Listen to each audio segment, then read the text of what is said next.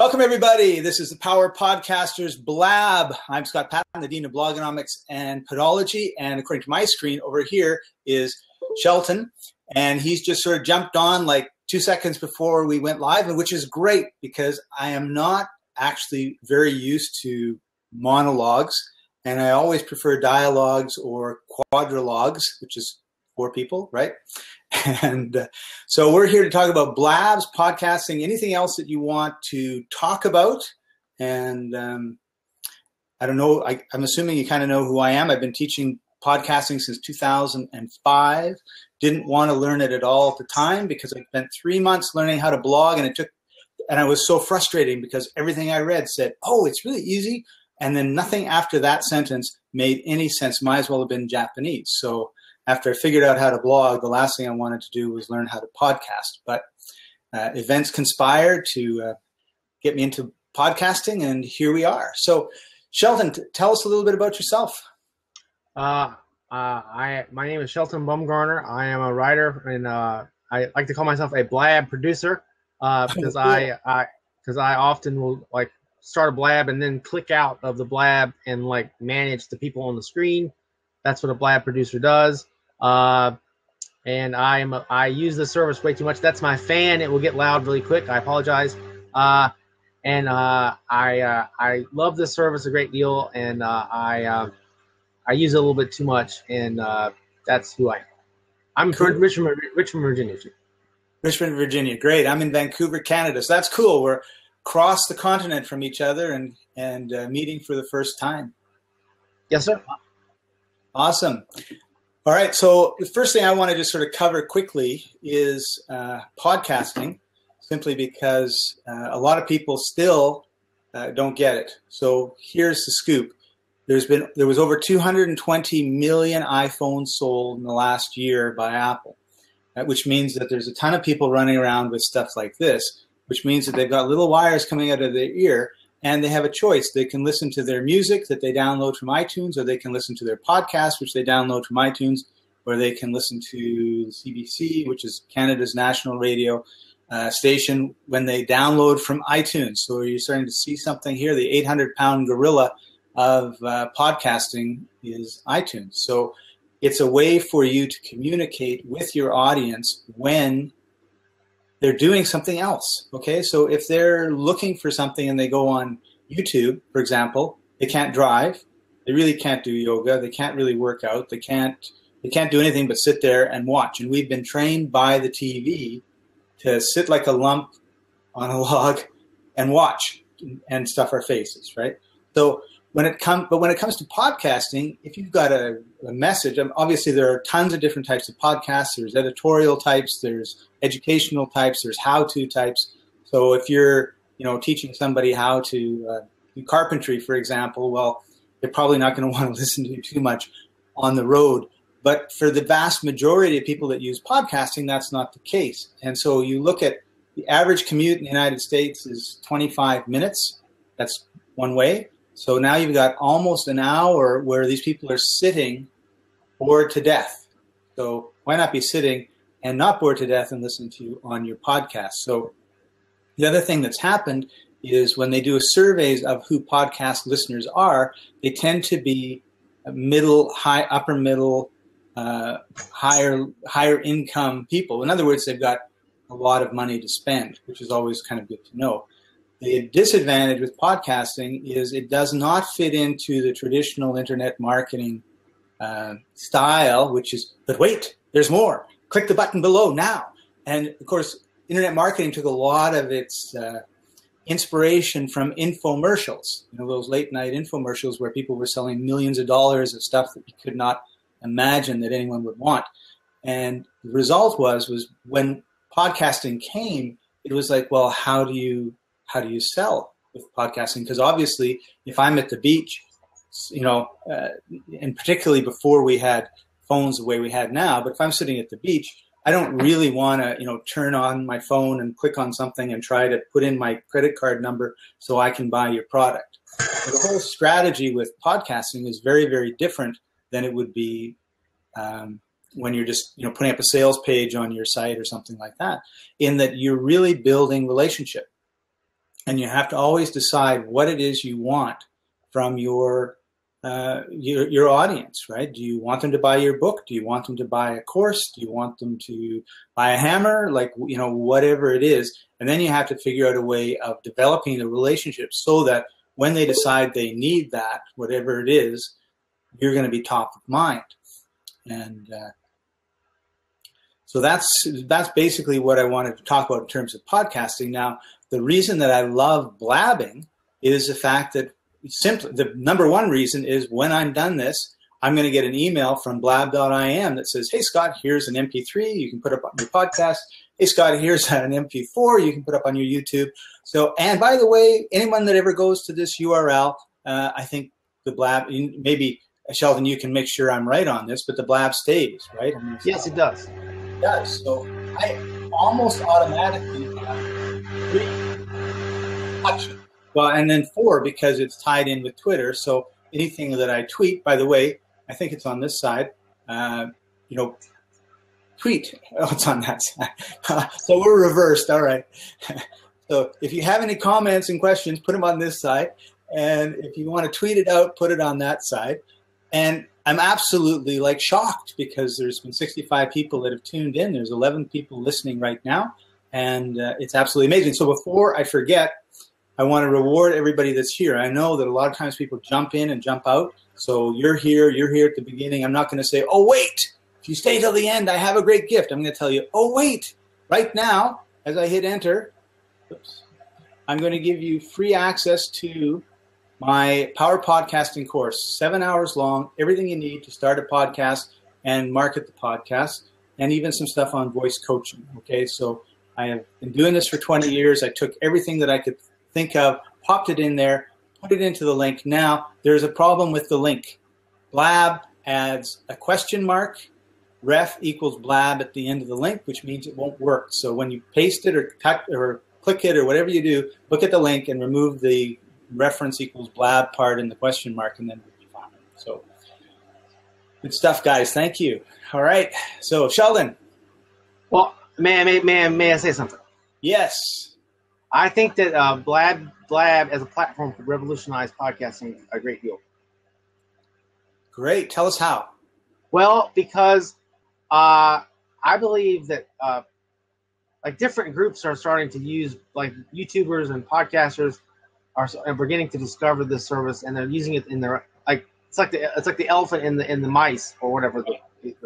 Each group sees it a different way, and I think the podcasters will use it initially. They will see it as essentially a podcasting service, but I think it can be a lot more than that.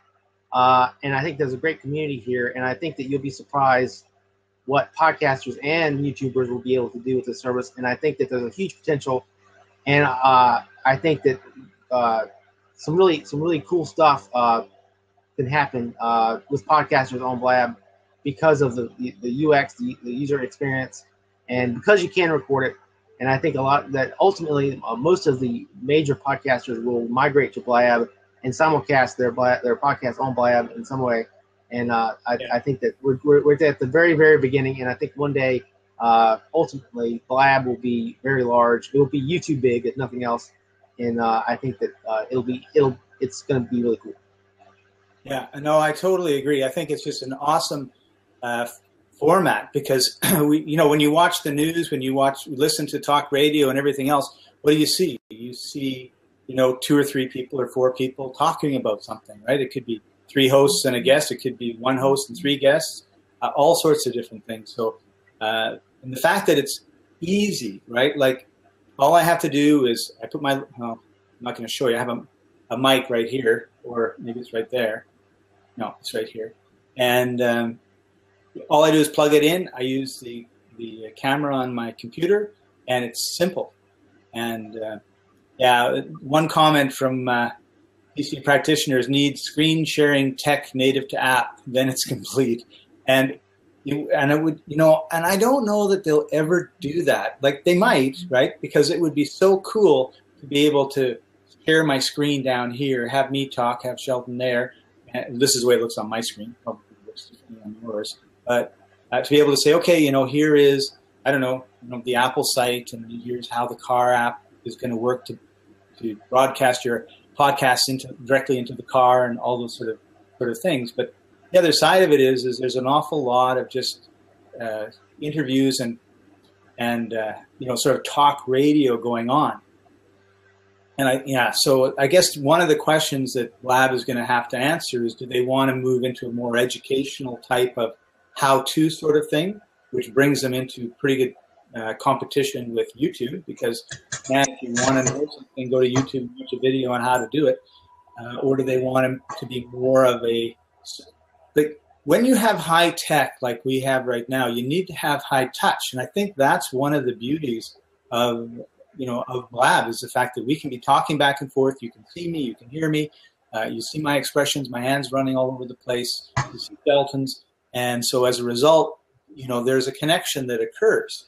And whether you would still have that connection if it was used as a sometimes you can be all things to all people, and it's like, then you're nothing to nobody. So I think it'll be an interesting question. What do you think, Shelton? I think that the service is, again, I am not an expert. I have only been here. I've been here a lot less than I've been on here a lot less than a lot of people. But I am a power user. I mean, I use it all the time. So that's all that's going on. I think that that this service is so flexible and so open that I just can't see them I just can't, like, that might be a feature, but I don't think that they would. I don't think it'll be limited to that, because again, my fan is going to get loud really quick. I think that this one day this will be as big. This will be kind of like the video version of Reddit in a sense, and in the sense that there'll be really big blabs with, say, Kim Kardashian, and then little small blabs with just you and me talking. And because right now, for marketers, I have to remind any marketer that wants to use this service that right now we have 13 people in this blab, and 2 of them are on the screen. That's not even a rounding error for broadcast. So so anybody that wants to sell me their widget needs to reflect on the fact that they have only 13 people that will get their pitch. So that's when the service has like 100,000 people in a blab, then you have every right to try to sell me something. But right now, this service is so small that it's very difficult to monetize anything. I do not expect it. I'm using the long tail philosophy. I don't want to monetize it right now. I'm just enjoying myself talking because I love to talk, and I love the service because I can get the opportunity to talk a great deal.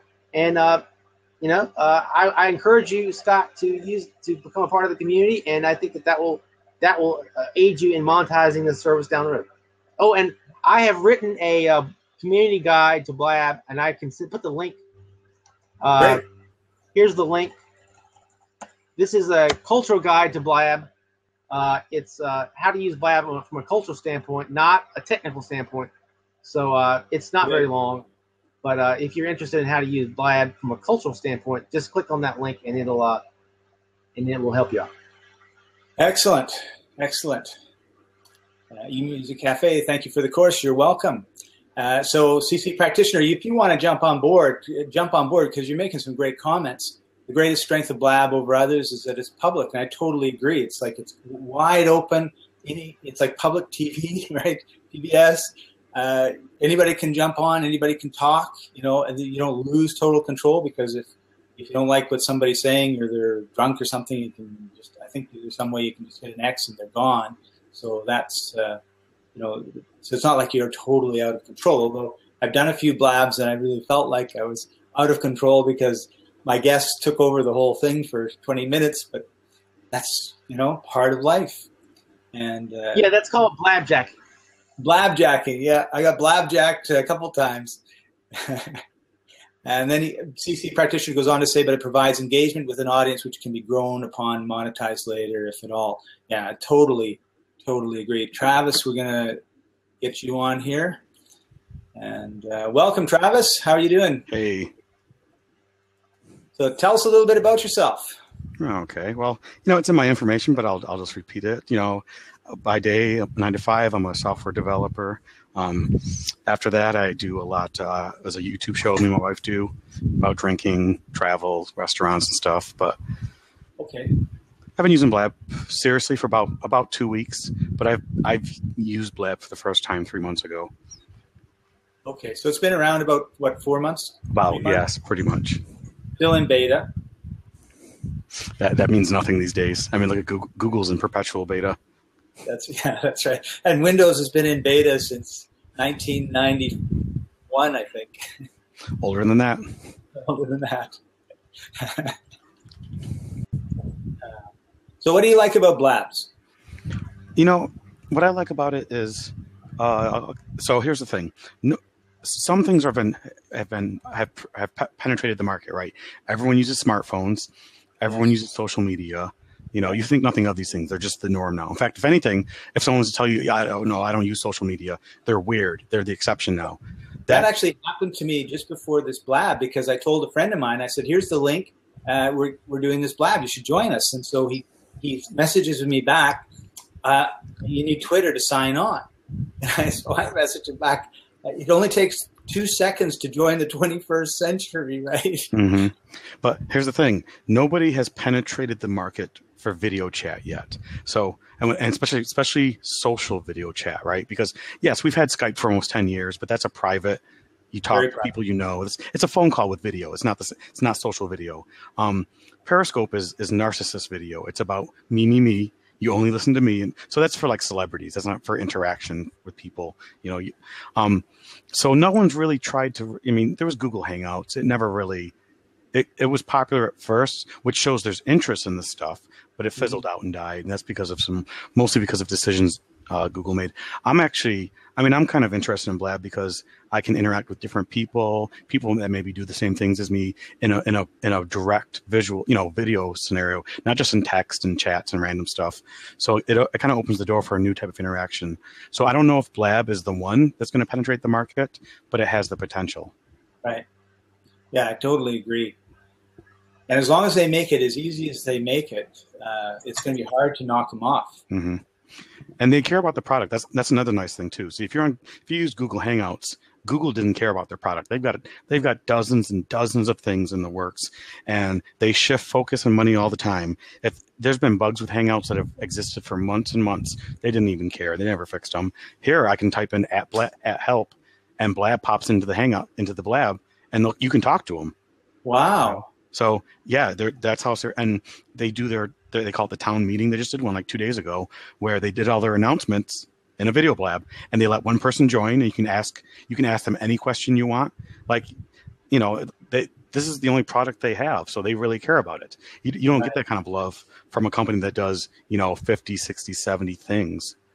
That alone should, because people just think, oh no, you can't oh no, you can't take on Google. Oh no, you can't take on Facebook. But it's like, if they're doing so many things, sometimes they don't put enough love into that one product. And it shows in the long term. At the beginning they put a lot of time, a lot of money into it. And then they just threw the kid in the pool and said, sink or swim, and don't care anymore. Never even look, throw the kid in, walk away. That's what they did. Yeah, and I actually like Google Hangouts, but you're right. Every time I try to get somebody new on it, it's an exercise in futility. Jason, I don't know if you know Jason. He's a well-known video YouTuber.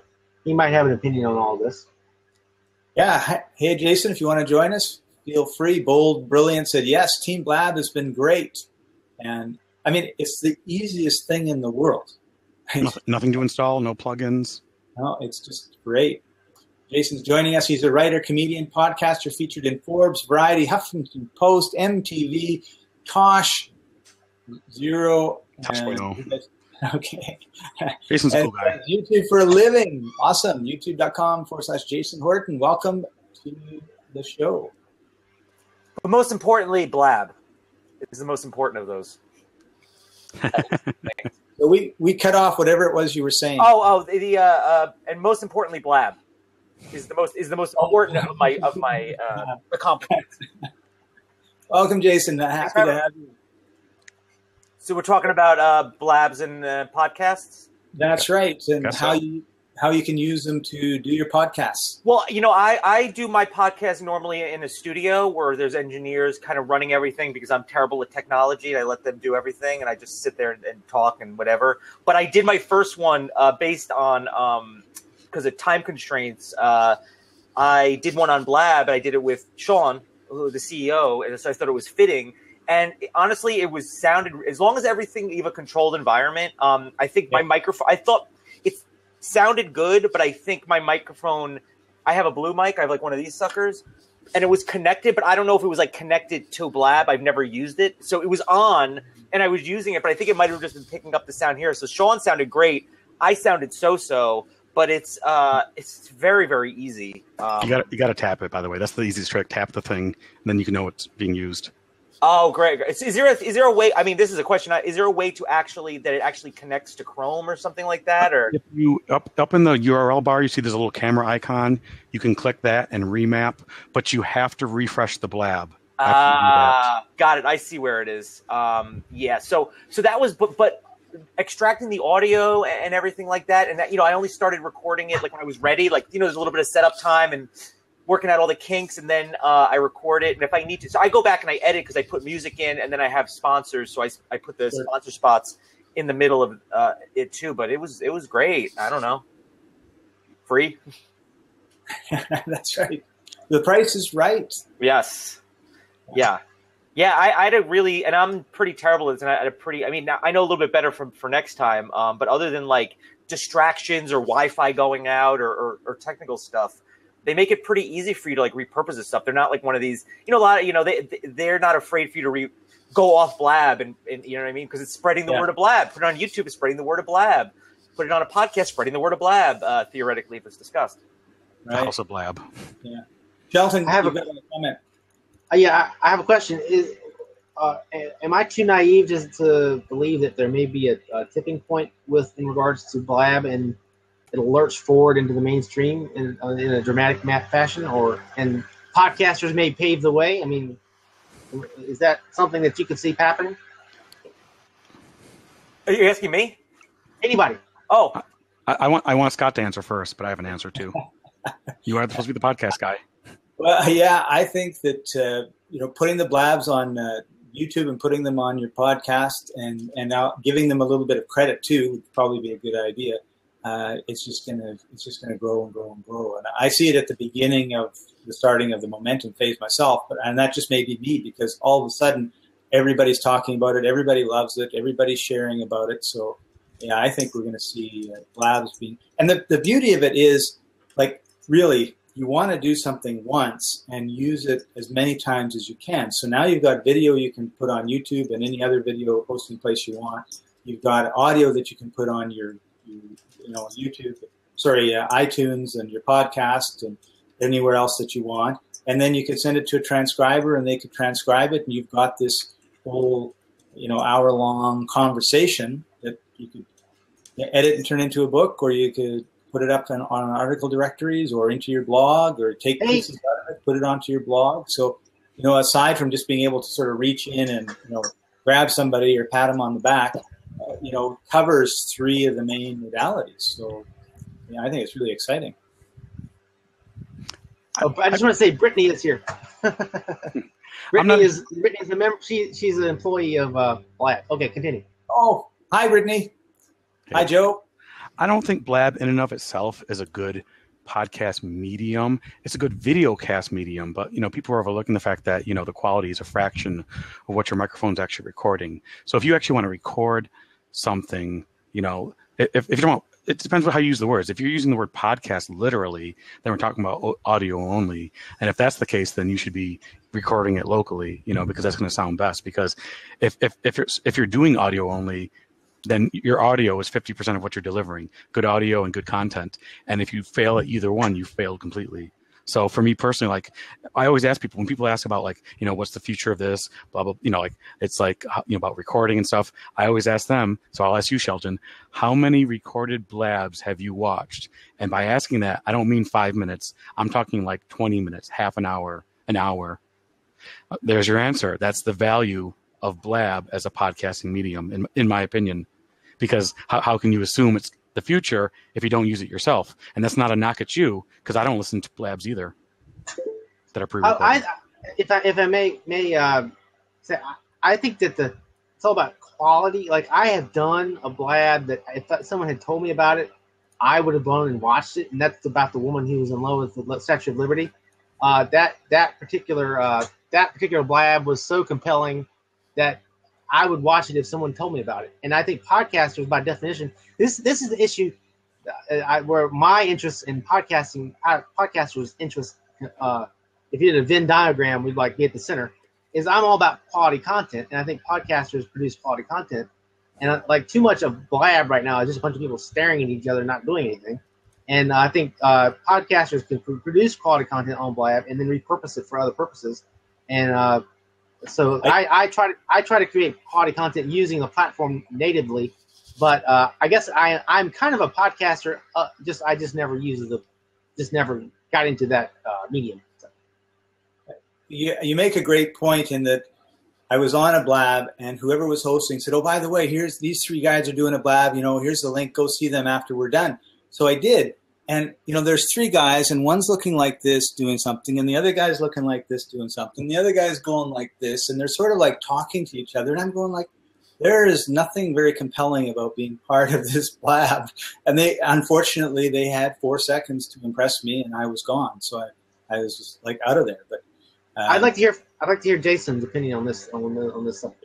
I mean, there's a bunch of things. Well, I want to go back, talk about transcribing stuff. What you can do is, and this goes for YouTube in general, and I haven't necessarily proven it, but supposedly it's true. You can close caption and translate your videos, and it's supposed to increase the SEO because of all the keywords that are uploaded. It's a bit of a process, but that might, if somebody wants to watch what's being said for whatever reason, I don't know why they would.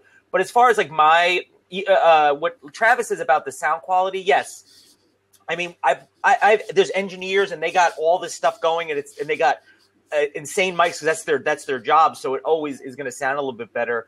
But then, when he gets uploaded to SoundCloud and iTunes and stuff, I think also my thing is I want it to be successful because I want it to be good content, but I also have to make sure advertisers stay in there. So for me, it's about how many listens am I getting and how much traffic am I getting? Am I going to lose any?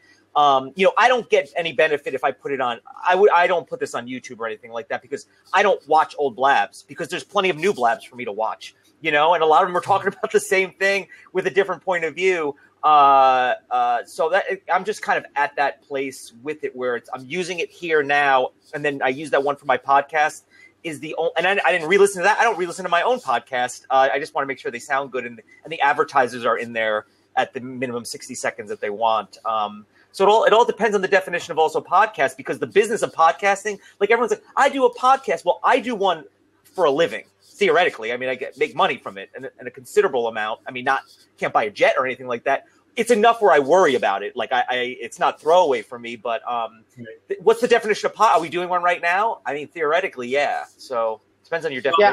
Now what we're doing is we're creating the MP3 for a podcast, which would be the raw MP3, right? So that's what theoretically is happening. And then the next step would be to, put it into GarageBand or Audacity or whatever it is you use, edit it all up so that it's tighter, because obviously this is a very loose conversation. And you pull out the little bits of nuggets of, oh, this was really good, this was really good. You may have to put some commentary in. Well, there's also 4 different ranges and sound qualities, right? And how is that for the user? Like when I listen to podcasts, they're professionally done, so they always sound pretty even. I mean, somebody might have a higher or lower voice, but the levels are usually equaled out. Here, I don't know. I guess you could do that, but it's 4, and I don't know if that would be jarring for me to hear like this kind of like constantly moving like this if there's 4 people. If it's 2, it's a little bit easier. Right. I think perhaps that podcasts are a bit more formal than a Blab, and by definition, because we're recording this, and this is my like sit up straight version of myself. Usually, I'm like leaning down like this, and but this is my formal version of me on a Blab, and so that's different than the typical Blab, which is pretty laid back and relaxed. So I guess what we're saying is there's the content that you're creating in the Blab, making sure that it's something that someone's going to want to listen to. And secondly, there's a quality issue with the potential of all four of us having different levels when it comes through the mics or through the speakers, whether it's in the car or the headsets that people are using. And then the other part of it is just, how, what's your general quality of your podcast like? Yeah. If you've got 10 engineers and a big sound room, obviously that's a lot different than me when I record with a picture of my son, a painting of my son's behind me. And I got the headsets on and I'm doing all the fiddling with the sound levels. So I think there's also the thing of like, I listen to a lot of history podcasts, and there's a plenty of history podcasts out there, but I pick a certain one, and I only want to get that information from those people. So I kind of tend to fall in love with the host and their dynamic, or if there's two hosts, or the way they do their show or the setup. So I think there's a little bit of that too. Yeah. Assuming the sound is at least decent. There's some people that don't think about even the things we're thinking about. They're just like, it's the same with YouTube people. Like there's people that talk about like makeup tutorials or how to fix a bench or any political talk. There's a bunch of people saying the same thing, essentially. There's just some people that are like, want to hear from you. And I think that's like the ultimate goal to have, especially if you want to have like a crowdfunding thing or you want to push them to another platform. That loyalty there is kind of what I always kind of hope for, but right. So here's a different aspect to blabbing and why, if you're a podcaster, you would like to do it. Okay. And I want to get your gentleman's opinion on that. And anybody that's watching or listening, put your comments in on the side as well. Let's be honest here, most podcasters think they're talking into a big, dark, black hole and there's nobody listening on the other side, even if they do get a report from their host that says, you had 4 downloads last week. The cool thing about this, and it blows me away, is we've had 87 people pop in and we've got 20 people listening right now. And I am super motivated because I know there are actually people listening, and there's some of them will put, hey, great point, or we get the little handy things going on. These are all things that motivate us on a non-monetary level to keep going, right? Because to be quite honest, at 1:45 my time, we started at 2, we planned to go till 3. I was like, what am I going to do? Like, what if I'm all here by myself? I mean, all these things that haven't gone through my head forever, because when I'm sitting in front of my own mic, I don't have to worry about whether anybody's listening. Or if I just assume that there's billions of people listening when I do mine. When I'm just in the studio, I just assume every person on earth is listening. Well, we are. Well, I must say that both Jason and Travis are I would say, celebrities on Blab, and because they're producing quality content.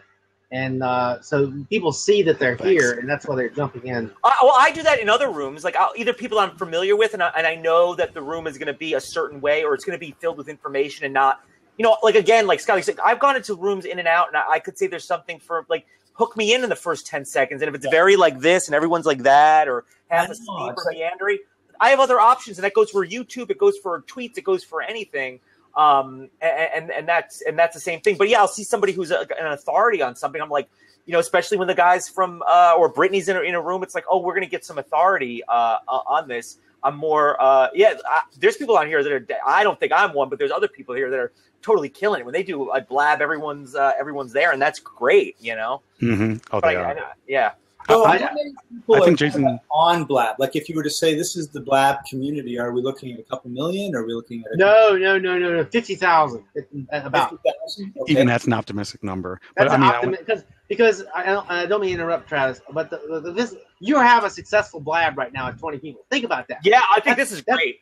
That's a cocktail party. That's 20 I've people never is a had anybody listen in the room with me when I recorded a podcast. This is awesome. So think about that. 20 people is a cocktail party, and that's nothing. But we're essentially just talking to a few people, and maybe one day there will be 500,000 or 1 million in a Blab. But right now, 20 people is a success. So yeah, you have a successful Blab going on right now. Oh yeah, the biggest I've ever seen was maybe 100, and even that's a lot for Blab right now. But that's cool. The more the better. For me, me personally, I'm here to talk to other people, get inspired by other people. Like I'm not here for myself. I'm not trying to say hey, look at me, look what I do. I mean, I do a little bit of it. I'm guilty of it, but it's like it's like you can't blame someone for marketing themselves a little bit. But I was watching Jason's YouTube Blab couple hours ago because I'm like, oh, great. These guys are doing something similar to what I do. And I want to see what they have to say and what they do. You know, I'm learning from them. If it's any, it makes you feel better. I definitely, even though I'm not someone that really consumes podcasts, because of Blab, I definitely would look into both you, Travis, and Jason, look into your podcast just because I know you from Blab. So that's that you're leveraging your brand from one platform to another. So. Yeah, I think what you're doing almost doesn't matter. The fact that you have discovery on yourself, and no matter what that is that you're doing, you can turn people onto it. Whether it's even if they just go to your Twitter, that's more that you can get even on Twitter itself, getting people to engage with your tweets or discovering you that way. So for that, I don't even care what it is I'm doing at the time. The fact that you just land on me, and then hopefully some of that will trickle down, and you watch some of my stuff or check out some of my stuff. And also, this is a little trick of the game. I don't know if you know, but like when you started your show, when I joined your show on the video chat, all of my followers got a notification that I had done that. And when Travis and when Jason joined, the same thing happened. So that's like when you're trying to do a successful Blab, your guests and how many followers they have, like that. Me and a friend of mine named Colin, we actually try to think about statistically who would you have to get on your video chat to game the system to get the most people into a video chat at the same time. So right. That's one reason why you have a successful Blab, and because apparently I have like almost close to 500 followers for some strange reason. So that when that shot out to all my followers, that helped. Right. Yeah. So that's another advantage of using Blab as a way to get the word out about your podcast, right? Because all of a sudden you've got the Blab community, which is the cool thing about the Blab community. At this point, it's small and it's excited and it's engaged. So they come, they pop in, they pop out, or they pop in and they stay. Just kind of depends on what happens. But when they do that, that kind of gets out on the tweets.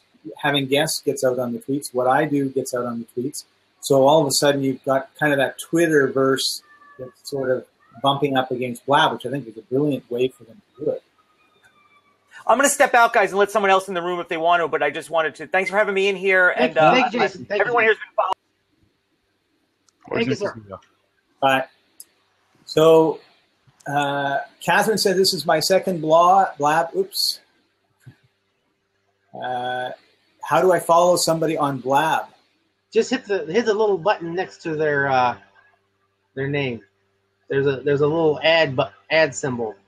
You're at Bumgarls? Yeah, Bumgarls. That's me. That's me. Bumgarls.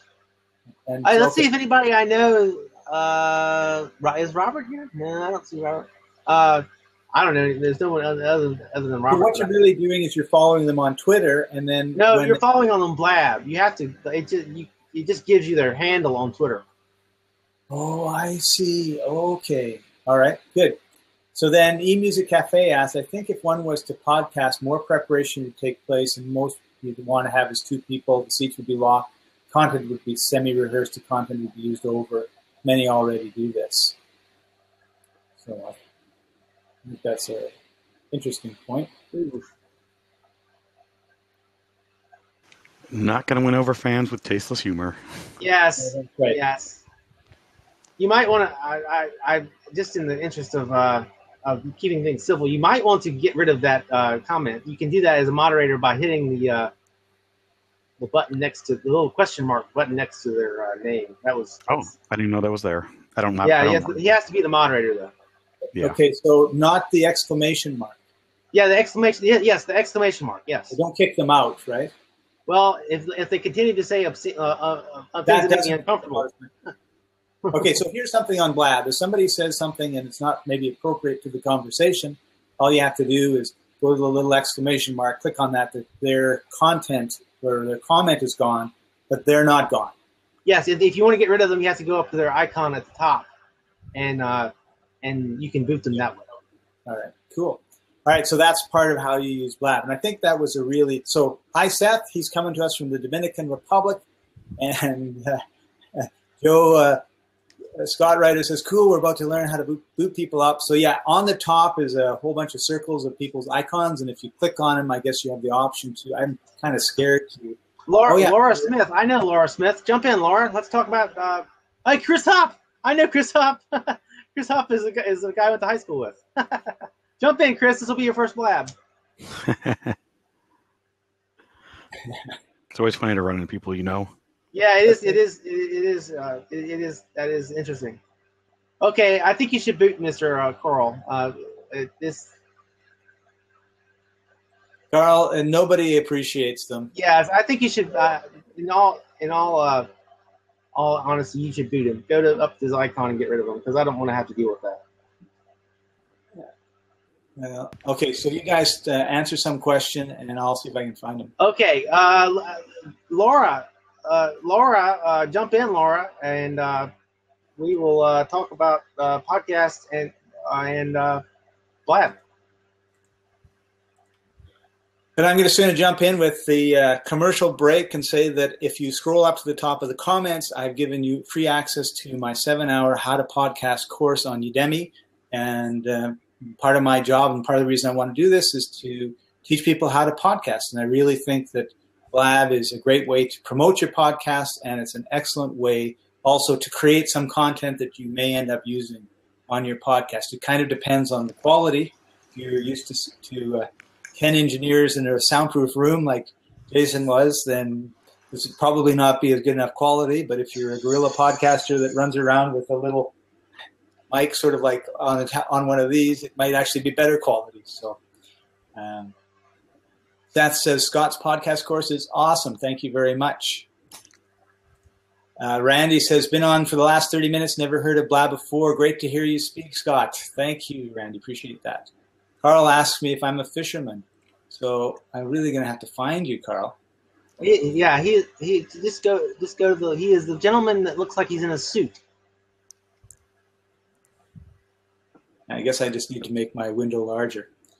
So if anyone wants to jump on, they can. If anybody has any questions, add them, please. We'll be happy to deal with them. We're really looking at the difference between, well, not the difference, but some of the ways you can use Blab to promote your podcasts if you're a podcaster and if you're a blabber. Is that what you call people on Blab? Blabbers? Yeah.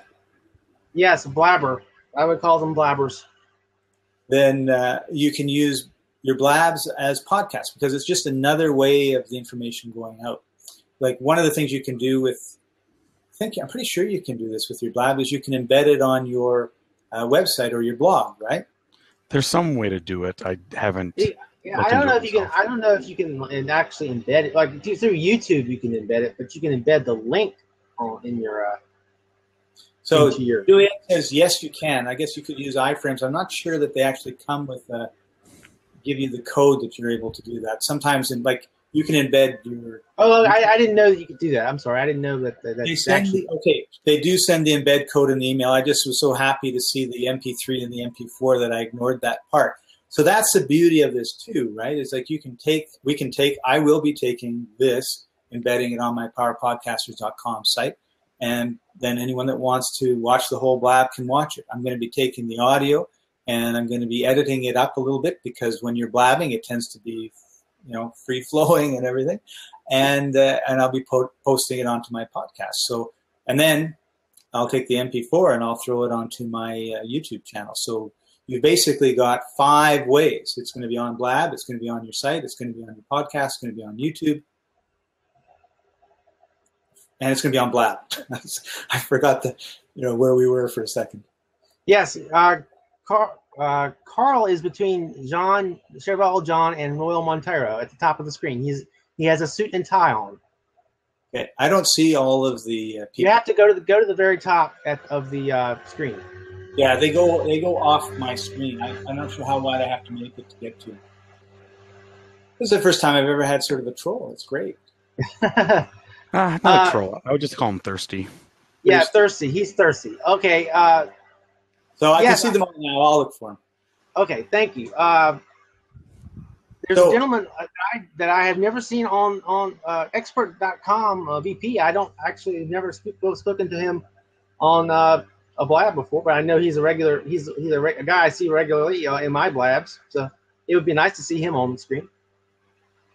Rick has asked to join us. He's legal news, social media, comedy enthusiast, VP at experts_com.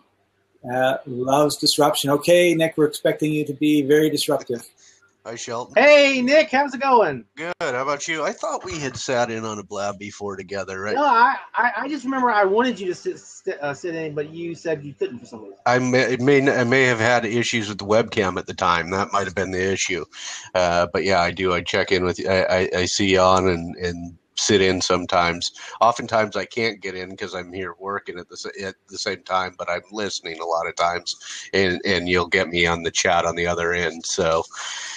So what are you guys are talking Blabs and podcasts, huh? Well, one thing that I would observe is that in my personal experience, that a lot of people use Blab as a podcast in the sense that they will listen to it like talk radio. They will they will walk around their house and listen to it like talk radio. So it's kind of like a podcast. Yeah. I mean, I do that here at the office when I'm working on something else. I just put these down and I'm listening, and then if I find something that I think I want to get involved in or that's relevant, then I'll get in. Otherwise, I'll do it off on the chat. I've also listened while driving. I'll put the bud in. I won't get on a Blab while driving, but I will listen to it as though I'm listening to a podcast. Yes, exactly. So that it's kind of a weird mixture of a podcast and talk radio. Yeah. Well, I would say probably it's a lot closer to a real broadcast, because one of the features of podcasting is the fact that it's actually time delayed.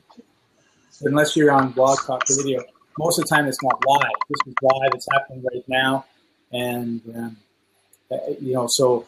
In terms of this is like your radio, absolutely. It's like your TV, absolutely. And of course, most radio stations take their audio and they turn it into a podcast too. So that it kind of it's all blurring and blending. So Alex is going to join us. I don't know what happened to. There you go. Hey. Hello. Hi, guys. Hi, Alex. Can you hear me? So did we just kick somebody off? No, he left. Oh, we left. Okay, I was thinking, oh my, all of a sudden we got two different people down there. How you doing, Alex? Good, and you guys? Excellent. My hair is weird. A really interesting subject here with Blabs and podcasts and kind of the overlap of them. Is everybody here? Everybody, at least on camera, are you guys all podcasters? No, I'm just a blabber. Just a blabber. Just a blabber. Gotcha. So I do a lot of podcasts. Alex, do you do a lot of podcasts? I started a podcast that fizzled out in 2006, 2007, and I just started one a few weeks ago, which is the Digital Marketing Minute. It was in the new and noteworthy in iTunes Forbidden Business and Marketing as well. So good. My format is 60-second episodes, so literal 1 minute, in and out. Intro and outro, cool. And so you don't invest a lot of time in it. That's cool. I like that. I like the kind of the juxtaposition between my format, which in podcasting, what I seek out to do is give a quick idea and pull out, so that I don't waste much of your time and you have something practical to do. My episodes are daily, and then Blab is just kind of a space for really free-form, flowing discussion. Where it seems to be like the opposite. It seems to be like people want to spend more time and are disappointed when Blabs finish, So it's a really, really cool contrast. One of the things I said earlier in this Blab was we're in a world of high tech, and the more high tech it gets, the more high touch it needs. So by being here, and we're used to this kind of in TV where we've got a bunch of different faces on, so it's not disruptive in that form. But I think that, first of all, we all enjoy interacting, and then everybody that's kind of lurking around, they all enjoy the interaction as well. And it may be a couple minutes of talking about stuff that's not of great interest, and then you get into something in a little more depth and detail, and all of a sudden, away you go. I think the other thing that's going to happen as Blabs mature is it's going to be like, I'm going to say, okay, I'm going to get 3 people, and you're all going to join me, and then we're going to talk about this and this and this and this and this. So it's kind of a little more structure. I think there'll be the 2 types. It'll be just like this was. I wanted to talk about Blabs and podcasting, and I didn't really know. I had nothing more planned other than that. I was afraid I was going to be there all alone and look at everybody joining me unhappy. But, so there's going to be that always. And then I think there's going to be the other, which is, you know what, we're here to talk about some issue of the day or some issue of our industry or something. And these are the 4 things that we want to talk about. So we're going to do that. And then we're going to see what I love about this is the interaction. And all of a sudden it's like, yeah, we have this structure and we don't, right? That's our decision. We're the executive producers of the show. And then we're able to say, okay, this is the structure we want. This is what we want to talk about. What do you think? Have a moderator or not. And you just end up having a conversation that gets depth. It could be like TED Talks sort of thing with 4 people, or it could be, four guys down the beach having a beer sort of thing. You'll have the whole gamut. Mm. What do you think about people, and I have not participated in any like this, but I've heard people, and I think somebody in the chat just mentioned that people have been using this medium kind of as a webinar platform.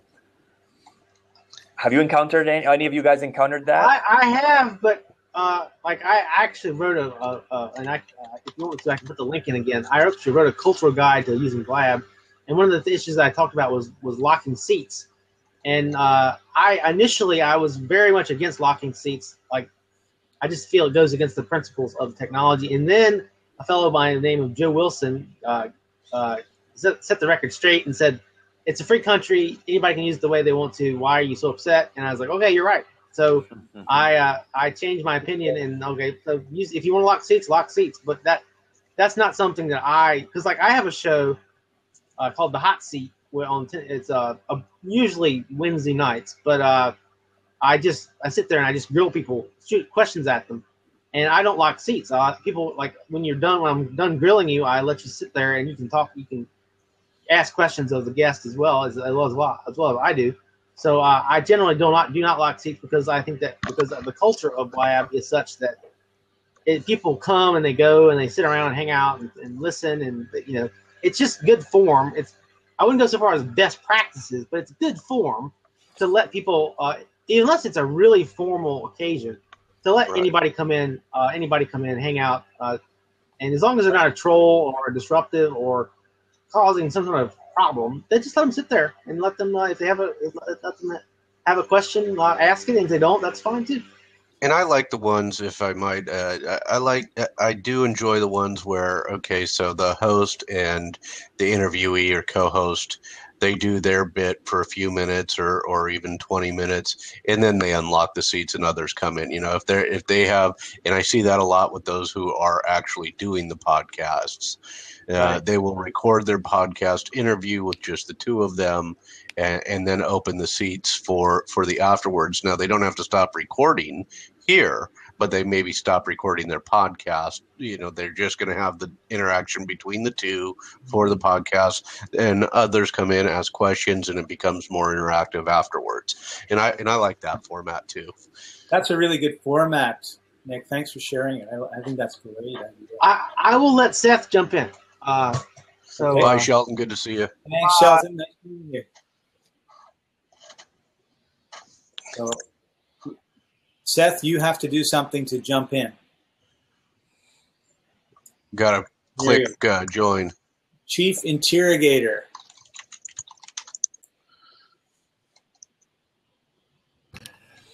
Hey, what's happening, fellas? Hey, Seth, tell everybody where you are. Seth. I moved from Delray Beach, Florida to the north coast of the Dominican Republic last year, and I run my coaching business from the beautiful island by the beach here, and it's been the best thing I've ever done. So, where in the Dominican Republic? I am in Cabarete, which is world famous for windsurfing and kite surfing, and I'm actually 5 minutes down the pathway at my house from the best surf beach in the island, at least, not maybe in the Caribbean. But that's where I'm from, by the way. So you look a little kind of Dominican-y there.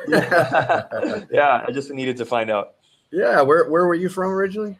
Well, I was originally from New York, but my parents are from Santiago. Santiago, not very far. About an hour drive, hour and a half from here. So. and I grew up in the capital as well. My wife is from Santo Domingo, so that's wonderful. I love the great. island. The people, the culture is so friendly, and the energy is just fantastic here. Yeah, awesome. Yeah. Yeah, I had some interesting stuff about Blabs, a couple things. One was a buddy of mine, Brian Johnson, who's a marketer. He has online courses, and he's been podcasting, but he's now huge on the Blabosphere. And he uses it as a podcast, and he also does webinars where he doesn't do pitch webinars, but similar to podcasting, he'll do a presentation. And when he has the platform open, he'll bring people on that are scheduled kind of like an interview, but that are also experts in the subject that he's doing. And then he'll send them over, to a page to check out something that he has for offer. But it's not a heavy pitch, which I love about him. But one of the things that's really interesting that he's done is he also uses it as an open platform to teach. So he'll just let people know that he's going to be training about a specific subject, and he'll go ahead and broadcast it on Facebook, on Twitter, and to his list, his email list. And then he'll invite everybody to come, and he'll do the same thing. He'll do some training. He'll invite some people on. I was on one talking about some stuff for him about coaching, and it was very well received because it's so awesome where you can, like a webinar on GoToWebinar, you have the instant chat. You can have people pop into the seats and actually ask questions and give feedback.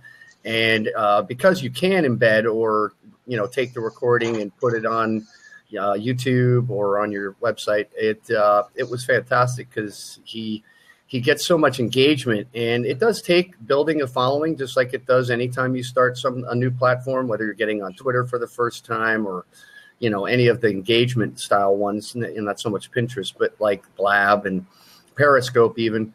But he said once he built his following, it's probably one of the most podcasts where you get listeners who are consistently downloading your podcast from iTunes or whatever. The following is pretty awesome. So I thought I'd throw that in because it is a great place to do some training, which is technically what you guys are doing. It's kind of how do you combine Blab and podcasting together. So I just love the platform. I'm getting ready to start a Blab of my own once a week, which would kind of supplement the podcast as well. But, there's just so many things you can do. And I like it better than Google Hangouts because there's a delay in Google Hangouts between what you're doing and certain web platforms like Webinar Jam is one where you can do live chat that's instant, but you still have the delay issue and the technicals. Blab is pretty darn stable. And the fact that you can have 4 people on, I think, is awesome. So I'm going to back out, guys, let somebody else pop in. I have a few things to do. It's good to meet you all. And have a good Friday. Yeah, thanks. Have a good weekend. Well, what I was going to say, what I was talking about before was just like using this platform as a webinar platform.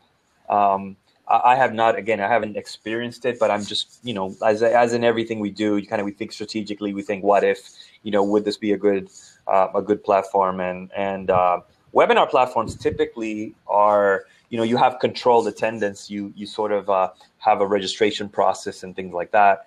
And then usually you tend to sort of pitch something at some point in the webinar, or, even if it's a call to action, visit here or whatnot. And what I've seen so far on Blab is that, number one, it is open platform. Now they may have in the future, kind of like Periscope, where they have, private, invite only situation. But right now it's pretty much open platform unless I'm mistaken.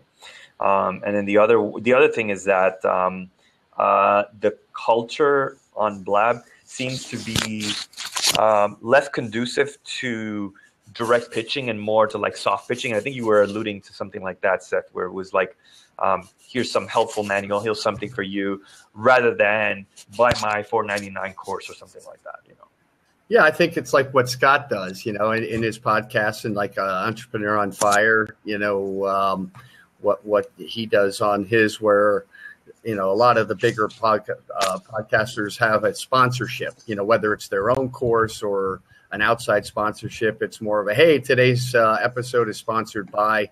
I think one of the things Brian does is he'll have people sign up for the Blab when he's, and not pitching, but when he's doing it more as a webinar style where he's training, just to get an idea of numbers and interest for that specific topic. And he'll segment his email list. Cool. So he'll have an opt-in, and then they'll sign up for the Blab. And then the first email that goes out from the autoresponder will be the Blab link, even though it can be the same link every week.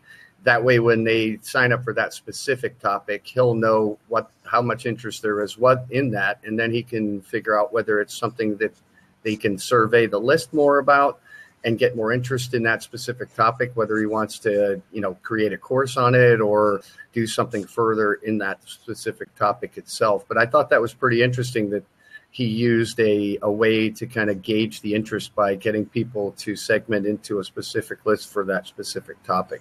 Pretty clever. Yeah, absolutely. Yeah. I think it comes down to the basic marketing thing is make sure that the people that are there are the people that are interested in what you have to say. And,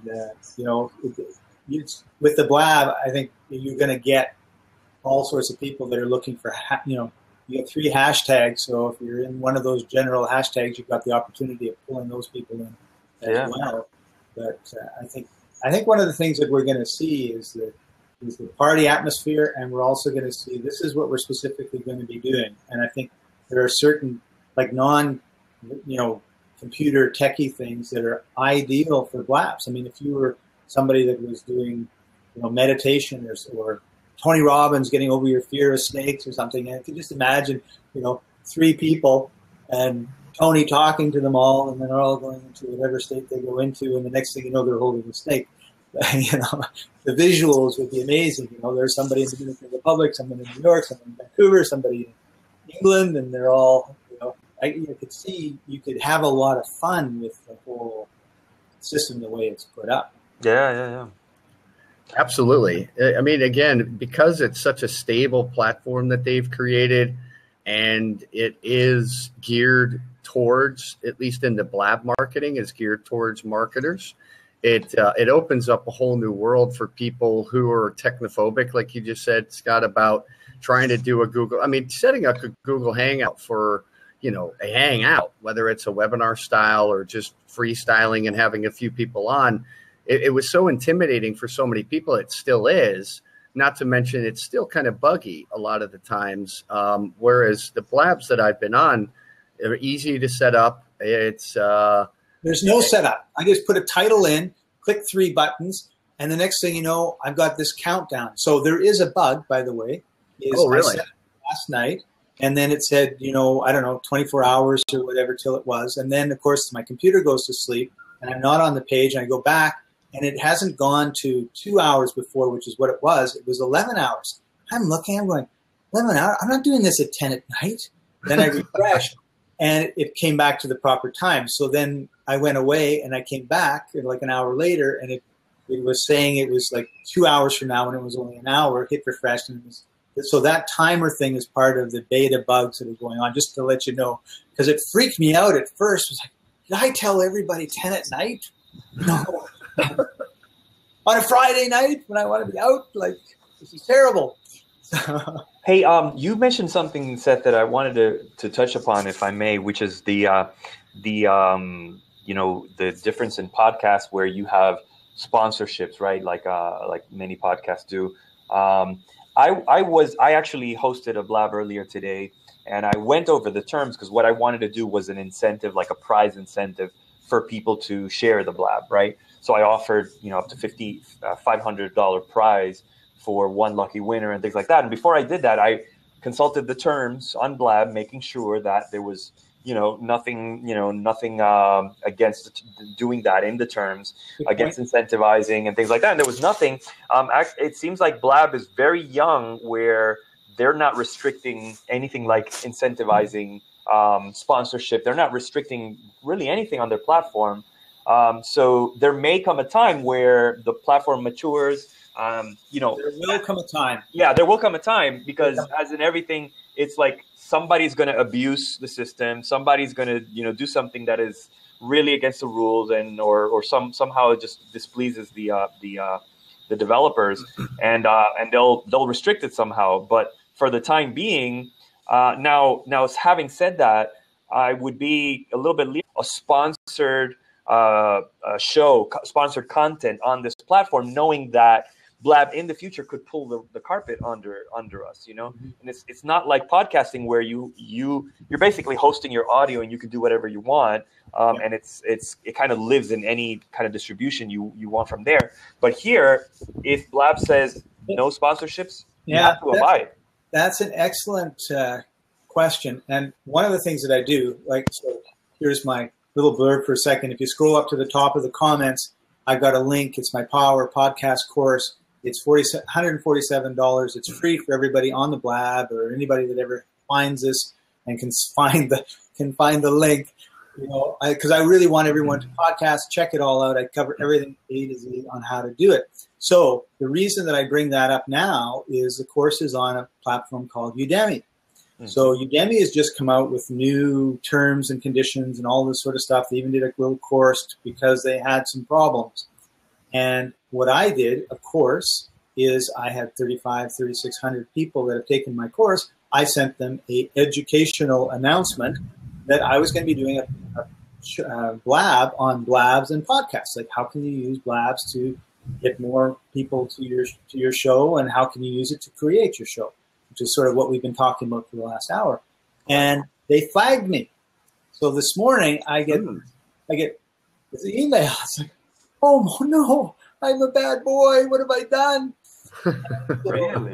And there are so many Udemy instructors that have jumped on this. They love it. So I went right to our Facebook faculty lounge, and I posted my response, which was a very pleasant response. Thank you very much. I had no idea, blah, blah, blah. And I think you need to look at it closer, because you think there's a subscribe button when you come at first, right? So they thought that was me getting their emails and all this sort of stuff, which of course is not the case. And so then I took what they emailed me, I took my response, I put it into the Facebook post, and of course immediately 2 or 3, and then I tagged all of the Udemy instructors that I know use Blab, right? And of course immediately 2 were there like, oh no, this is not right, that there's no subscribing, and they clarified some stuff because I didn't know the answers to. And then within 10 minutes, the Udemy person that was always there came on and said, no, I've talked to our terms and policy people, and I explained everything that you just told us, and there's no problem. You can definitely do a Blab. Because, and this is where it comes to Blab does what you were thinking, Alex, is I said, really, we're allowed to send people to a YouTube video. So I could have just done a YouTube video and said, hey, everybody, I'm doing a Blab. It's tomorrow, 10 o'clock, Eastern Pacific Standard Time. Here's the link down there. Go get it, right? And I told them that in the faculty. I says, really, that would be against, that's allowed, specifically allowed, that I can do a YouTube video. And it would be against the spirit of the policy if the spirit of the policy is what you just told me, right? And I don't think it is, but I'm just telling you, there's ways you can game and game and game. So, if that was a problem, I would just get on here and say, okay, blah, blah, blah, blah, blah, go to my YouTube video, and that's, where my sponsor stuff is, if you had to. And so it's a really difficult question, because it's so hard to, to just say, well, this is the rule. Yeah, but how can, it's an unenforceable rule, right? Like how can, you're going to have, if there's 50, let's say there's 50,000 people on Blab, and let's say that there's a couple hundred going on every hour or something like crazy like that, or 2 years from now, there could be 1 million people on Blab, and there could be 50,000 going on at the same time. You're going to have some software that's looking for our sponsor is when somebody says it. Like, how are you going to police that? And do you even want to? So probably not. My concern is more in the entertainment field that's a bit on the outer edges, which would be like pornography or and all. That to me is a far greater. Can you imagine? Right. 4 strippers on like right? Like, Yep. to me, that's a bigger danger because all of a sudden it's going to get the whole thing flagged. Yeah. Yeah, I'd have to, chiming in on the subject of TOCs.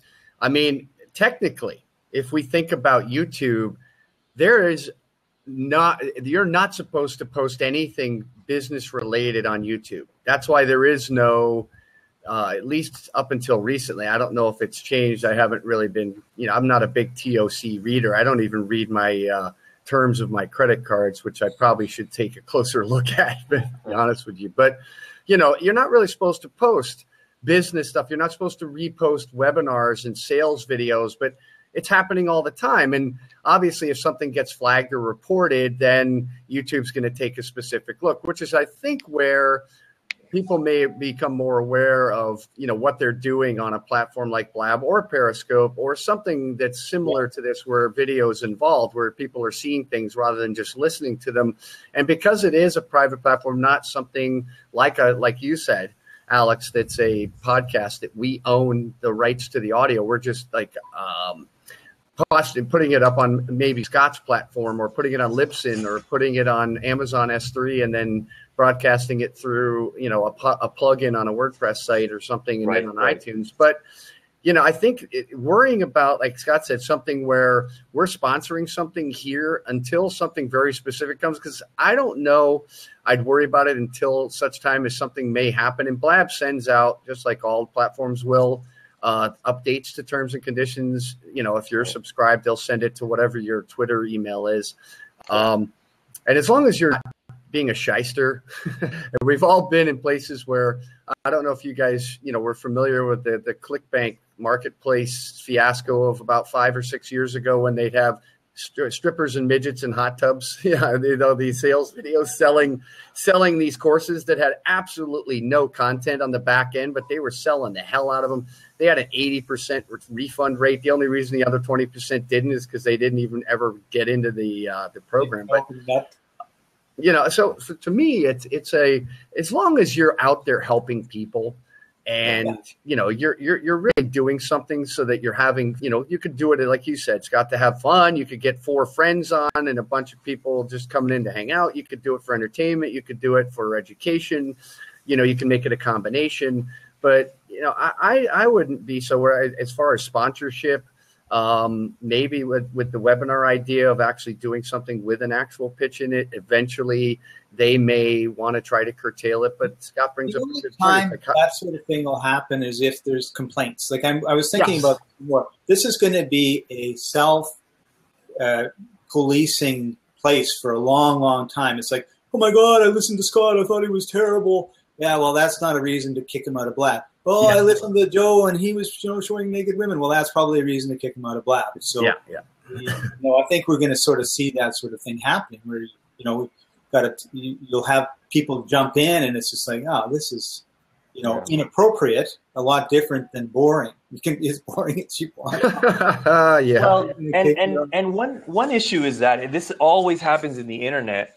And I'm personally, my own morality, my own moral system, I'm all in favor of, protecting minors. Blab is very easy to jump on, so you definitely want to protect the content, and you want to just put some guides on that. But if you look at, and I'm not a specialist, but if you look at what happened with what has happened with Reddit as of recently, and I can't explain all the intricacies, but what I do know is that they've been through this really controversial hoopla where, all of a sudden now they belong to a large conglomerate, a corporate conglomerate, right? And all of a sudden, in other words, yeah. And now all of a sudden, a lot of the Reddit community is feeling like you are controlling our freedom of expression. And they're saying, no, we are not. But then Reddit has knocked down, subreddits that are racist in nature, subreddits that are, vulgar in nature, like pedophilic, things like that. And there's always this gray area where you are sort of, you have a guideline for something, but a segment of your population is feeling like, oh, you're not allowing me to speak freely, right? And free is always relative, based on, on the master's, of a platform, the master's agenda or their guidelines or their moral delineation. So that very well may creep. That very well, I mean, that's moral things. Some of us can say, well, definitely this is beyond and we can agree on a lot of things. But that type of criteria may creep into is it moral to monetize or not? Is it up to what point is it moral that you are using this platform for free, yet you are deriving revenue from this, and you're not even giving the platform owners a cut? So there are some complications that will come up. And again, or what'll happen is there'll be a little lower third by all of our names or up here where our name is, and it'll be sponsored by Coca-Cola, or that'll cause us to be totally upset because I don't want to be associated with that company. Right? Exactly. Yeah. And that's going to be a problem because a lot of us, we might not be aligned in values with some of those corporations, or we might already be sponsored in other places with a competitor of those platforms. So it's about to get really complicated. So the other there's a $9 a month, and there'll be no ads. Right. Yeah, it could be an upgrade similar. There, you bring up an interesting point of censorship, Alex, and one of the things that I remember people talking about with Facebook, and everyone's complaining about them degrading the organic reach of Facebook pages to force you into buying ads, which if you do it properly and learn it, you can get, done cheaply, especially if you're doing it, which it should be as for a business, is that, screw you. Facebook owns Facebook. You don't own Facebook. You're getting the platform for free. What the hell do you have to say about what they do with the platform they own? And exactly. Reddit is not a news organization. They are a private company. And right. The thing about, when a company says we don't want racist or pedophilic or, things that we consider that our readers will be offended by on our platform, think about newspapers. If they don't want to run a story, they're not going to run a story. It's a private company. Yes, exactly. Newspapers are sold to the public. It doesn't mean they have to run a story because somebody says, I want you to run this. They're going to say, no, we're run what we want to run. This is our company. Absolutely. And obviously, Blab, again, being so new. Something I don't know if you guys knew, but a couple months ago, there was a big uproar because Blab, in their terms and conditions, actually stated that they co-owned the rights to all of they owned the rights to the broadcasts. And technically, if you downloaded the MP4, MP3 and posted it on YouTube, you were breaking Blab's terms and conditions. So talking about, like you were saying, self-policing, but reversing, it's like the speaker, the users spoke up and said, well, shoot, I want to use the video on YouTube. I'm using the Blab platform. So you're getting recognition. You're getting my, followers on here. They're getting to learn what Blab is. They might sign up for accounts. So, if I can't use my own video, I'm going to go back to doing a Google Hangouts or a webinar or right. whatever to share my information, even if I'm not pitching something. And Blab instantly responded with, okay, we're updating the terms and conditions. We now co-own. So they do have rights to use the content if they want. And some people were still like, well, that means they can use the content that they want their way, even if we can take it and use it on our website or YouTube or in a public channel. So again, because this is a public platform, it's part of, Twitter sphere. There's always going to be certain things, but Blab owns Blab. So, right. we're welcome to come and use it as we'd like. But it doesn't mean that we're going to have 100% rights to do whatever we want whenever we want. Yeah, and I guess we're welcoming George to the right now. Hi, George. Hello. Glad to see you guys. Hey, George. I'm from New Zealand, so this is a different locale. But just listening into you, I felt I should plug in because it reminded me of those days. I'm probably a bit older than any of you, but when they used to have amateur radio, they probably still do. Oh, well. Yeah. Yeah. And a system they had there where you could come to the you could come onto the common room where everybody could mix in together, and then you'd meet somebody you'd want to meet, and then you'd decide to fly off to some other wavelength to have your conversation. And that way, that may be some relevance to this. I mean, I'm not sure. I'm only just quite new to social media in a way. I'm on Facebook, but this is quite new to me, the Blab thing. It's new to all of us, George. It's really promising. Yeah. Yeah, you're jumping in the beginning, so you can't go wrong. It's great to have you. And from New Zealand, wonderful. I've been there twice. I love New Zealand. Yeah, well, it's a different country, of course. Well, every country's different and specific, yeah. And we've lived in the States and stuff, so we feel that we have a belonging there, really. Got a lot of friends there. And I still feel, for all the kind of difficulties of the States, it's somewhere deep down there, the streets are still paved with gold. San Francisco, around there anyway. Yeah, beautiful countries. Yes, as a kid, I had some friends of my dad's that had, because I grew up St. Thomas, Virgin Islands, so back in the 60s and 70s when technology hadn't quite caught up yet, they had ham radios and amateur, and it was always one of my highlights of my week to go over and play around on the ham radio and talk to somebody in Zimbabwe or New Zealand or something. And, you're absolutely right. It's like, I was just fascinated with things. And then my mom's boyfriend, when I was in my early teens, or actually like 11, I think, got me my first CB radio. And I remember it was a car CB radio. It wasn't even a base station. So I had this thing plugged in through a converter with the car antenna stuck out my window up on the roof of the carport. So it was kind of a jerry rig, but man, I had some fun talking to people on those. And wow, to bring back those days, it was definitely some fun times. I started in social media on BBSs, and I don't know if any of you passed. The bulletin boards. Oh yeah. Yeah. And that was interesting back then. And I started in the Dominican Republic, by the way. That's where I started meeting friends, and after 20 years, still friends of mine. But it was an interesting analogy to the whole Blab thing that we're discussing now, whereas somebody mounted a BBS server in their house, in the computer in their home office or something like that, and they were the owners of that platform. So you were free to communicate, you were free to interact, but if they decided to knock everything down or say you are kicked out of here, I mean, they had the rights to, because they're owning the platform.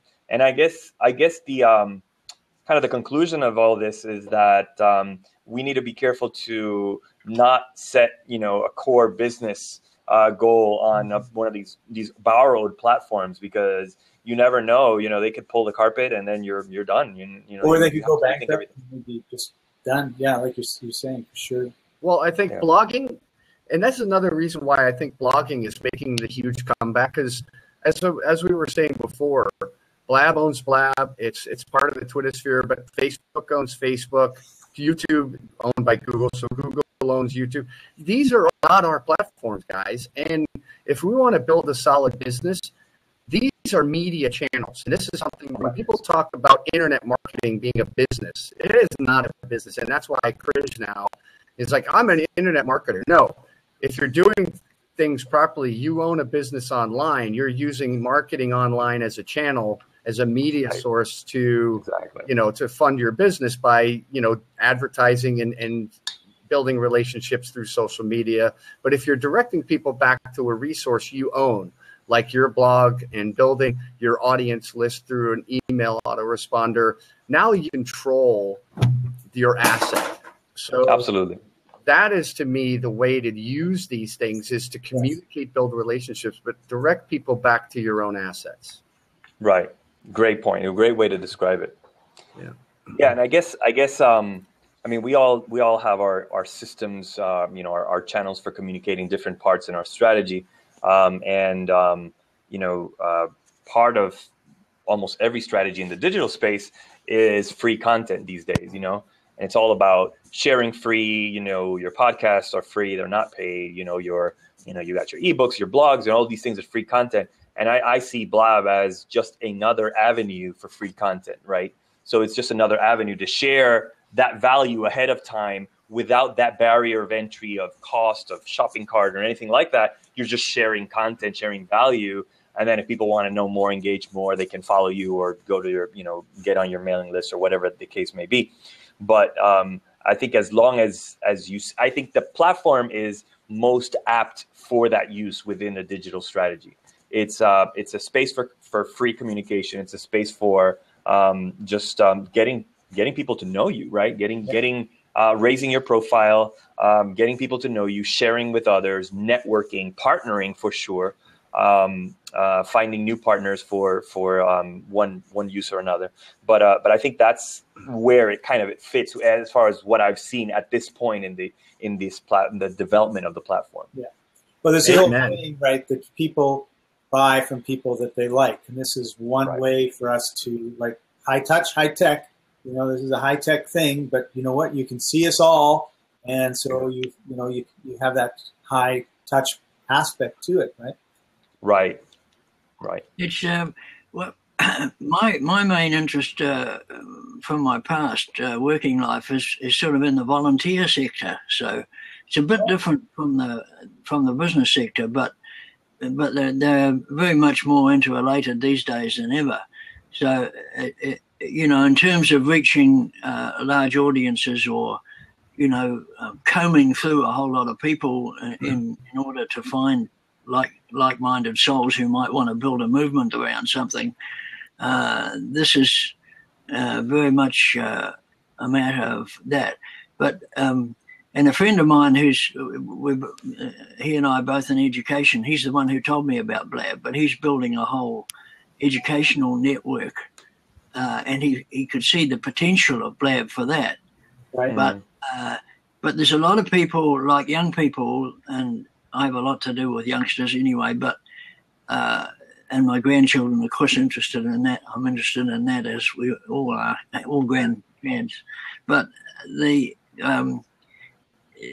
an income needs to be derived for people somehow, and it may be the overlap.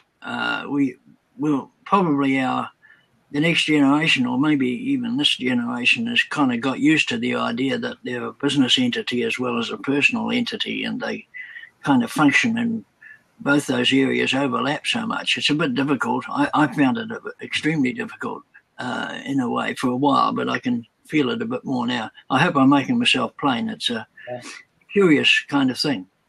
Yeah, so for sure. It's interesting that you bring up the nonprofit aspect of it. This Blab is about Blabs and podcasting, and definitely one way that as a nonprofit you could use this platform is to have someone get on with 3 volunteers and talk about whatever what it was like, right?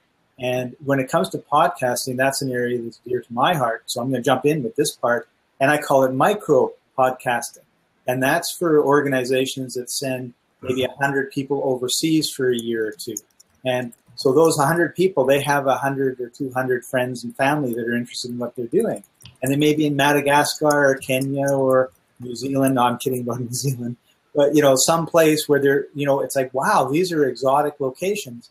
And if they podcast and take, you know, every week, this is what I did, this is what I did, it gives them something to do, because in a lot of places in Africa where I know volunteers go, they're, you know, and particularly if they're women, they don't go out at night. Like they leave wherever they are, they're taken to wherever they work, and then they go back to wherever they live.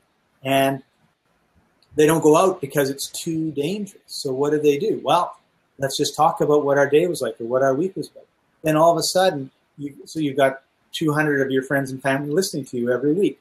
Times 100, that's 20,000 people that hear about your organization that would be totally uninterested. The only reason is that I'm Susie's sister and Susie's in Madagascar. I'm listening. Now, over a year or so of listening to Susie talk about Madagascar and all the things that she's doing, what happens? Well, maybe I'll give some money to this organization. Maybe I'll volunteer locally. Maybe I want to go overseas and do it as well.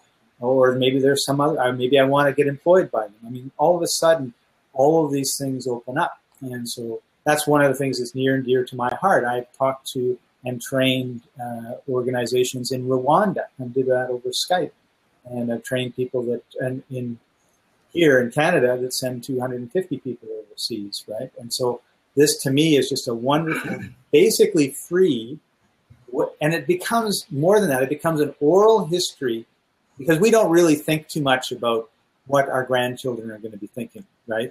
Like, Grandpa, what was it like when you were young? Well, you answer that story. But what if you could say, here is, 250 20-minute audios of my experience in Madagascar when I was there for 2 years. Wow! All of a sudden, it's a verbal history and it's a legacy, right? And the nonprofits really need to sort of look at this sort of thing. That's pretty cool. Yeah. Awesome. So there you go. I'm Well, really happy you're into that, George. That's great. Hey, well, it's nice to have just joined in for a while. I better go. My main preoccupation is writing a book, so I better go back to it. But it's Awesome. great to hang out with you fellas for a little while. Yeah, thanks, George. Thanks, George. Yeah, very good. We're getting towards the end, but evidently the Blab Master is in the house. So once George hits the goodbye button, we'll see if he wants to join us. Evidently, he's the Chief Technical Officer of Blab. You've been called out. So if you're here, join us. If not, we're just going to sit here and be quiet until you do. Yeah, we're not going to say another word. Like, that could happen, right? He might have been intimidated by our technical skills. No, by our grilling, Our grilling techniques. Yeah, poor George. Yeah, while we wait for Furkan, if he's going to pop in, but I love the idea of Blab for. Think about how Facebook and Twitter affected the uprisings in the Middle East. With Egypt was like one of the biggest ones we heard about, with the ability for them to band together and join in the demonstrations without censorship was just amazing. But with something like this, think about the ability for charities, since you brought up volunteering, to use Blab as a way to actually get the message out and get people to join and talk about the specifics of the organization, something specific coming up at an event they might be holding. And, obviously, like you said, Scott, because there's hashtags, people can find it and jump in and learn about something that's close to their heart they may not have known about. And all of a sudden now they're getting that message out to a larger audience. And I think that's just another beauty of this kind of technology, is the ability to help people on a larger scale other than just informational stuff like we usually think about. Right. Yeah. And I just had this vision of, this is a NBC News, and we're coming to you live from Cairo, and here's our blabber on the street. Yeah. And he's there like, this is what's happening. Look at us. Like, whatever's going on.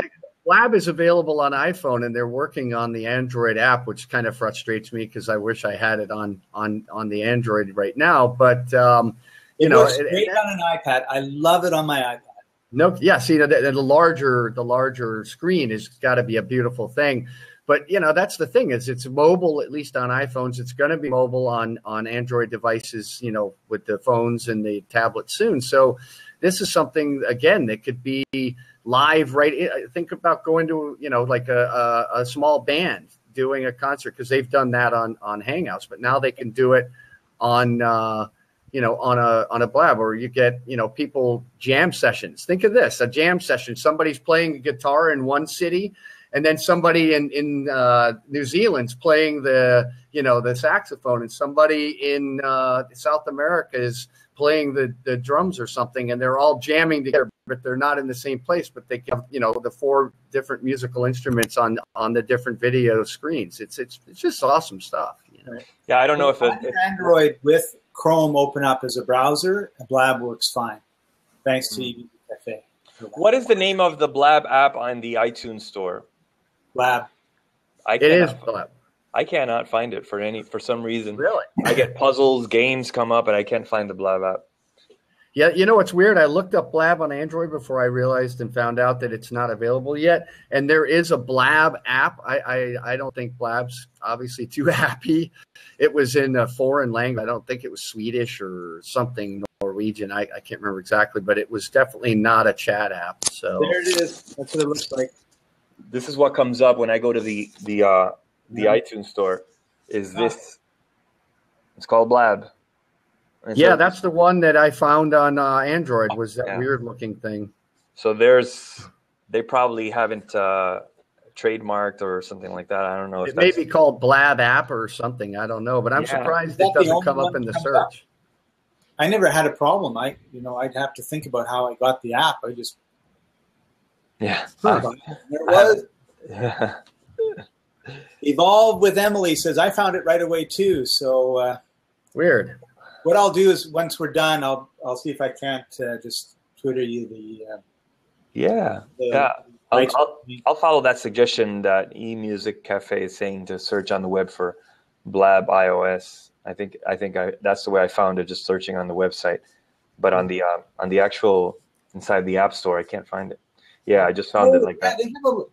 They have a link on their website to it. Yeah, I just found it by going through the web browser. But and if Furkan is listening, you guys might want to find out why it's not as readily searchable on the iTunes store, because if people are searching there and not getting it, it is front and center on the homepage of Blab. But that's the cafe beat me to it because I was just gonna put the. Yep. Yeah, there you go. Okay, there's the link. All right, good. Links. Yeah, you Apple people, since I got the Android over here. Over the world. Well, this has been fantastic, guys. Looks like I'm going to have a little thunderstorm, and I haven't had one in a while, so I'm going to probably pop off, and hopefully this will hit. I know people are like, are you crazy? Why would you want to? Because I love thunderstorms, and we haven't been a couple months. But I heard it's been great. I'd love to connect with you sometime. I guess find you at your ALXRODZ on Twitter, right? Kind of get up there. Okay. Yeah, let's exchange. It would be great to talk a little bit more on how you got there. Yeah. I'd love to chat a little bit. I'll send you a DM over there, and we can connect. I'll follow you and send you a DM. And Scott, thank you so much for having me on, and I'm looking forward to your visit down here when you get that plane ticket ordered. Yeah, it's either going to be November or January, so it's one of the two. Perfect timing to be down here, that's for sure. Yeah, that's fair. Good. All right, guys. Have a good weekend. And Alex, we're going to sign off. I've been here an hour and 40 minutes. Unless you got something else you want to. No. It's been great. I'm looking forward to the next one, my friend. Thanks. It's good to be connected and here to help. Hope we can exchange very soon. Yeah, me too. All right, thanks for joining us, everybody. This is the Power Podcasters Blabs and Podcast Blab, coming live from Vancouver, BC, Canada. So thank you very much. Make sure you check the link. There is the link to my Power Podcasters course. It's free. As my way of saying thank you very much for joining us. Hope you get a lot out of it. Hope you start podcasting, and hope you've got some ideas on how you can use Blabs to help you with your podcasts. So thank you very much. Bye-bye.